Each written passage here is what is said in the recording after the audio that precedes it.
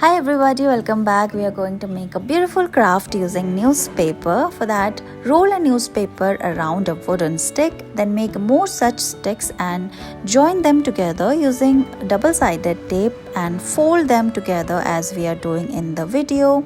Twist them again and again and join another newspaper around it like we are doing here. If you are running out of newspaper, then stick a newspaper at the end and repeat the process of twisting and forming a rectangular shape as we are doing here. Now again join a new newspaper and repeat the same process. Look how we are doing here until you got the required shape.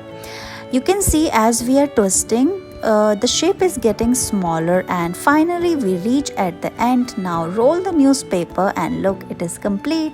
Thank you so much for watching this video. We are going to make a paper SWAT. For that, fold a newspaper as we are doing in the video and make the base of the SWAT. Then flip the paper. Now we are going to make the handle of the SWAT. So flip it and fold it as we are doing in the video like this, and it is complete.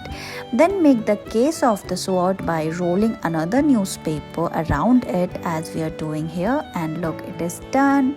And how cute this mini SWAT is looking, right?